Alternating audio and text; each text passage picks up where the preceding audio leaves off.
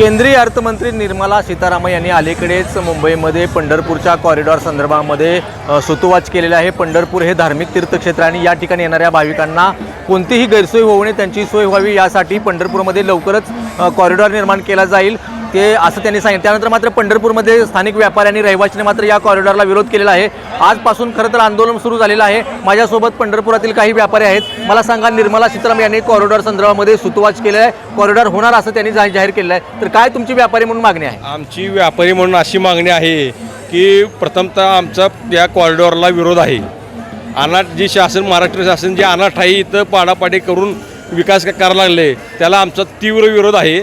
मुळात म्हणजे त्या कॉरिडॉरचा आणि वारकऱ्यांच्या प्रश्नाचा काही संबंध नाही आहे। वारकऱ्यांचे प्रश्न ही वेगळेच आहेत, म्हणजे इथं भक्तनिवास नाही आहेत, इथं दर्शन मंडप व्यवस्थित नाही आहेत, इथं म्हणलं तर स्वच्छतागृह नाही आहेत, इथं दुसरी गोष्ट मोठं पार्किंग नाही आहे। वारकऱ्याचे प्रश्न राहिले वेगळेच आणि इथले मोठं भरपूर घरं पाडून काही विकास होणार नाही आहे। आणि आम्हाला आमची शासनाला मागणी आहे आणि मुख्यमंत्री देवेंद्र फडणवीस यांना आमची पहिल्यांदा मागणी आहे की पंढरपूर कॉरिडॉर नियोजन समिती ही स्थापन करावी। त्यात आमचे इथले पंढरपुरातले काही महाराज लोक हे त्या समितीत घ्यावे आणि जे आमचे बाधित घरं आहेत त्यातले दोघं चौघं आमचे त्यातले घ्यावेत आणि तज्ज्ञ लोकांची एक समिती बनवून अभ्यास करून पुढं काय असेल ते कॉरिडॉरचा प्रस्ताव आहे ते पुढं चालवावा अशी आमची शासनाला विनंती आहे। व्यापाऱ्यांचा मात्र विरोध असताना देखील शासन कॉरिडॉर संदर्भामध्ये सकारात्मक आहे, कशा पद्धतीने सगळं बघतात?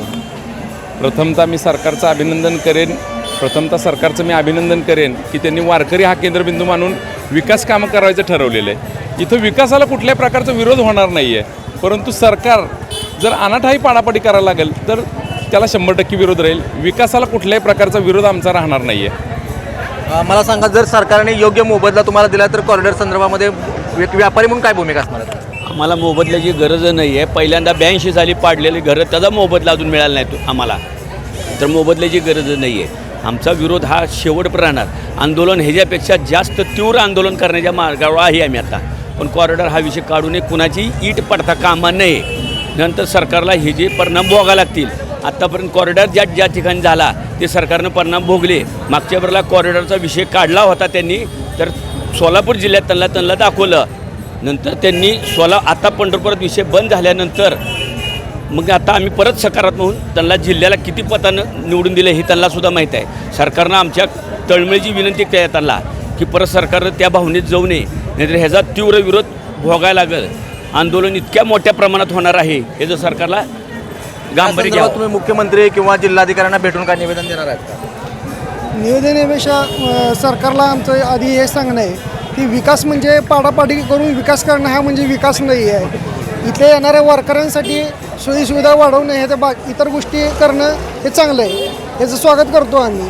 पण इथल्या लोकांच्या व्यापाऱ्यांचे दुकान पाडून करून विकास करणं म्हणजे हा विकास नाही आहे, ते सांगा। मला सांगा, कशा पद्धतीने सगळं सरकार तुमच्यावरती अन्याय करते का? हे सगळं 100% अन्याय करते आमच्यावर। आधी सर्वसामान्य लोकांना विचारात घ्यावं त्यांनी आणि मग हा विचार करावा। काय नाही, एक नागरिक म्हणून पंढरपुरातील काय वाटतं? स्थानिक लोकांचा प्रामुख्यानं विचार करून त्यांचे प्रश्न मार्गी लावून विकास कामाला गती द्यावी। मुळात त्यांचे जे काही प्रश्न आहेत ते सकारात्मक त्यांच्याशी चर्चा करावी आणि मग पुढचे निर्णय घ्यावेत। एकतर्फी निर्णय घेऊ नयेत। सगळ्यांचा प्रश्न आहे। मागील ज्यावेळेस इथं कॉरिडॉर मास्टर प्लॅन झाला होता त्यांचे अजून काही प्रश्न प्रलंबित आहेत, ते अगोदर सोडवावेत आणि स्थानिक जे काय म्हणते त्यांच्याशी सरळ चर्चा करायची। स्थानिकांचा विरोध नाही आहे या गोष्टीला। कॉरिडॉर केला तर विकास होईल असं वाटतं का? 100% विकास होणार आहे, पण ते स्थानिकांना डावलून हा होणार नाही आहे। तो विषय प्रलंबित राहील किंवा असं बळजबरी करून चालणार नाही। सरकारनं ह्यांच्या मागण्या ऐकून घ्याव्यात, प्रतिनिधी पाठवावे, त्याच्यावर मार्ग काढावा। आपण या ठिकाणी बघितले की सगळे व्यापारी आणि स्थानिक नागरिकांच्या देखील तीव्र प्रतिक्रिया आहेत। सरकारने विश्वासात घेतल्याशिवाय या ठिकाणी कोणताही कॉरिडॉर राबवू नये, अन्यथा यापेक्षा मोठं आंदोलन केलं जाईल असा इशारा देखील आता येथे स्थानिक व्यापाऱ्यांनी दिला आहे। भारत नागणे, साम टीव्ही न्यूज, पंढरपूर।